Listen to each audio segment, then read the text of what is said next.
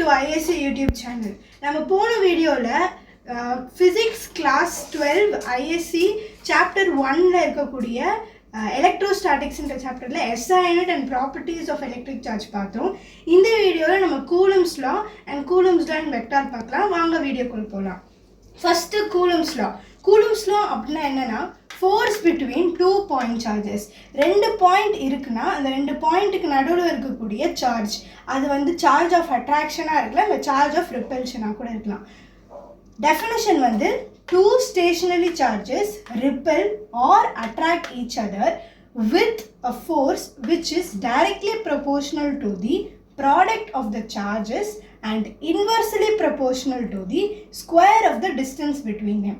அதாவது இதோட டெரிவேஷன் பார்க்கும்போது உங்களுக்கு இதோட டெஃபினேஷன் புரியும். அவங்க என்ன சொல்கிறாங்கன்னா ஒரு ரெண்டு பாயிண்ட் சார்ஜ் இருக்குன்னா பாயிண்ட் சார்ஜஸ் எப்பவுமே ரெண்டு விதம் இருக்குது, பாசிட்டிவ் நெகட்டிவ். இப்போ இதுவும் பாசிட்டிவாக இருந்ததுன்னா positive like charges ripple each other, ரெண்டுமே ஒன்றா இருந்தால் ரிப்பல் ஆகும். அதே மாதிரி நெகட்டிவ்னால ரிப்பல் ஆகும். இன்கேஸ் ஒன்று பாசிட்டிவ் இல்லை ஒன்று நெகட்டிவாக இருந்ததுன்னா அப்போ தான் அட்ராக்ஷன் நடக்கும். இந்த கூலம்ஸோட டெரிவேஷனை நம்ம கூலம்ஸோட டெரிவேஷனை பார்க்கலாம். நம்ம அந்த டெஃபினேஷன் படி டெஃபினேஷன் என்ன கொடுத்துருந்தாங்க, force is directly proportional to the product of the charges. இது சார்ஜ் நம்பர் 1, இது சார்ஜ் நம்பர் 2. ஸோ இந்த ரெண்டு சார்ஜோட ப்ராடக்ட் வந்து ஃபோர்ஸுக்கு டைரக்டாக ப்ரொபோர்ஷனலாக இருக்கும். அண்ட் இதோட டிஸ்டன்ஸ் ஆர் ஸ்கொயர், அதாவது டிஸ்டன்ஸ் வந்து ஸ்கொயராக இன்வெர்ஸ்லி ப்ரொபோர்ஷனலாக இருக்கும். இது ஆர்ன்றது ரெண்டு சார்ஜுக்கு இருக்கக்கூடிய டிஸ்டன்ஸ், ரெண்டு சார்ஜுக்கும் நடுவில் இருக்கக்கூடிய டிஸ்டன்ஸ் தான் R. So force is directly proportional to the product of the charges and it's inversely proportional to the square of the distance between them. அவங்க டெஃபினேஷனில் கொடுத்துருக்கிறத நம்ம எக்ஸ்பிரஷனாக டெலிவர் பண்ணிட்டோம். இப்போ அடுத்து வந்து இந்த ப்ரொபோர்ஷனாலிட்டி, இதை நம்ம வெளியில் எடுக்கணும்னா ஒரு கான்ஸ்டண்ட்டை உள்ளே சேர்க்கணும். அந்த கான்ஸ்டன்ட் தான் கே. இதுதான் இந்த எக்ஸ்பிரஷனோட ப்ரொபோர்ஷனாலிட்டி கான்ஸ்டன்ட். இந்த கான்ஸ்டன்ட்டுக்கு ஒரு வேல்யூ இருக்கும்ல, அந்த வேல்யூ தான் 1/4πε0. அதோட வேல்யூ வந்து இதெல்லாம் சப்ஸ்டியூட் பண்ணால் பை எப்சிலன் நாட் வேல்யூ எல்லாம் சப்ஸ்டியூட் பண்ணால் நமக்கு கிடைக்கக்கூடிய வேல்யூ வந்து 9 × 10⁹. ஸோ இந்த கான்ஸ்டன்ட் வேல்யூ அந்த எக்ஸ்பிரஷனில் போட்டால் நமக்கு ஃபைனலாக கிடைக்கக்கூடிய வேல்யூ வந்து F is equal to 1/4πε0 Q1 Q2/r² Newton. இந்த நீங்கள் எழுதுனா உங்களுக்கு மார்க் போயிடும். ஏன்னா எஃப்போட யூனிட் வந்து நியூட்டன். என்னென்னு எழுதுனா மட்டும்தான் இந்த எக்ஸ்பிரஷனுக்கு வந்து ஃபுல்லாக வந்து கம்ப்ளீட் ஆகும். நெக்ஸ்ட்டு இந்த எப்சிலன் நாட்டு, இந்த 1/4πε0 உங்களுக்கு நியூமெரிக்கல்ஸ், இதோட வேல்யூஸ் வந்து நியூமெரிக்கல்ஸில் ஹெல்ப்ஃபுல்லாக இருக்கும். அதையும் நம்ம பார்த்துடலாம்.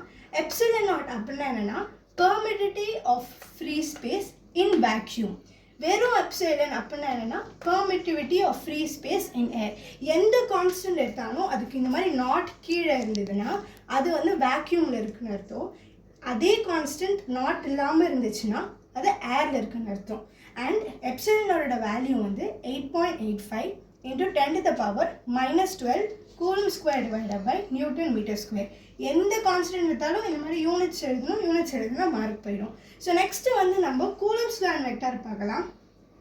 இப்போ நம்ம Coulomb's law and vector form பார்க்கலாம் வாங்க. ஏன்றது சார்ஜ் நம்பர் 1, பின்றது சார்ஜ் நம்பர் 2. ஸோ ஏனால பிக்கு ஏற்படக்கூடிய ஃபோர்ஸ் தான் F12 வெக்டார் அண்ட் பினால ஏக்கு ஏற்படக்கூடிய ஃபோர்ஸ் தான் வந்து F21 வெக்டார். அண்ட் இதோட டிஸ்டன்ஸ் ஏலேருந்து பி இருக்கக்கூடிய டிஸ்டன்ஸ் வந்து R12 வெக்டார், பிலேருந்து ஏ இருக்கக்கூடிய டிஸ்டன்ஸ் வந்து R21 வெக்டார். இந்த பாயிண்ட் தான் வந்து இதுக்கு இருக்கக்கூடிய டிஸ்டன்ஸை கால்குலேட் பண்ணி சொல்லும். OA அப்படின்றது R1 வெக்டார், OBன்றது R2 வெக்டார். நம்ம ஏற்கனவே கூலம்ஸ் லாவோட டெரிவேஷனில் பார்த்தோம். கடைசி expression F is equal to 1/4πε0 Q1 Q2/r². இதை நம்ம வெக்டார் ஃபார்மில் இப்போ எழுதணும். அதுக்கு ஃபஸ்ட்டு நம்ம என்ன பண்ணணும்னா F12 வெக்டார், அதாவது இதனால் இதுக்கு ஏற்படக்கூடிய ஃபோர்ஸ் நான் எக்ஸாம்பிளாக எடுத்திருக்கேன். F is equal to 1/4πε0 Q1 Q2/r² into r⁻12. இதுதான் ஃபஸ்ட் ஸ்டெப் நம்ம வெக்டார் ஃபார்மில் எழுதுறதுக்கு. இப்போது இந்த r⁻ நம்ம எடுக்கணும். இது யூனிட் வெக்டார், இது r⁻ சொல்லுவாங்க. இதிலேருந்து நம்ம வெக்டார் ஃபார்மை கன்வெர்ட் பண்ணணும். அப்போ என்ன பண்ணணும்னா இப்போது இதே எக்ஸ்பிரஷனை நான் கொஞ்சம் மாடிஃபை பண்ணி வெக்டார் ஃபார்மில் எழுதியிருக்கேன். F12 vector is equal to 1/4πε0 Q1 Q2 by R3. இந்த பேஸில் இருக்கக்கூடிய ஆருக்கு என்ன பவராக இருந்தாலும் சரி அதை நம்ம ஒரு பவர் ரைஸ் பண்ணி எழுத போகிறோம். இதுக்கு வந்து வெக்டார்னு போட்டுருவோம். கேப்பை எடுத்துகிட்டு இங்கே வெக்டார் போட்டுருவோம். அதுதான் யூனிட் வெக்டார்லேருந்து வெக்டார் ஃபார்ம் கன்வெர்ட் பண்ணும். இன்கேஸ் உங்களுக்கு எக்ஸாமில் கேட்டாங்கன்னா இது எழுதக்கூடாது, இந்த ஃபார்மில் தான் எழுதணும். வெக்டார் ஃபார்மில் தான் எழுதணுமே தவிர யூனிட் வெக்டார் ஃபார்மில் எழுதக்கூடாது. அண்ட் தென் இன்னொரு விஷயம், கூலம்ஸில் வெக்டார் ஃபார்ம் கேட்டாங்கன்னா F12 மட்டும் எழுதக்கூடாது, F21 எழுதணும். ஏன்னா 2 சார்ஜ் இருக்குது, 2 சார்ஜ்னாலையும் 2 சார்ஜ் மேலேயும் நமக்கு ஃபோர்ஸ் வரும். ஸோ செகண்ட் எக்ஸ்பிரஷன் வந்து F21 vector is equal to 1/4πε0 Q1 Q2 by R3 R vector 21. So கூலம்ஸில் அண்ட் வெக்டார் ஃபார்ம் எக்ஸாம்ஸில் நிறைய வாட்டி கேட்டிருக்காங்க. உங்களுக்கு 2 மார்க்ஸ் 1 மார்க்ஸில் கேட்பாங்க. அப்படி கேட்டாங்கன்னா 2 எக்ஸ்பிரஷனையும் வித்தவுட் வெக்டார் எழுதினீங்கன்னா உங்களுக்கு மார்க்ஸ் கிடைக்காது. வித் வெக்டார் இந்த எக்ஸ்பிரஷன் நீங்கள் எழுதினீங்கனாலே உங்களுக்கு ஃபுல் மார்க்ஸ் கிடைக்கும். இந்த சாப்டரோட அடுத்த டாபிக்ஸை நம்ம நெக்ஸ்ட் வீடியோவில் பார்க்கலாம். தேங்க்யூ.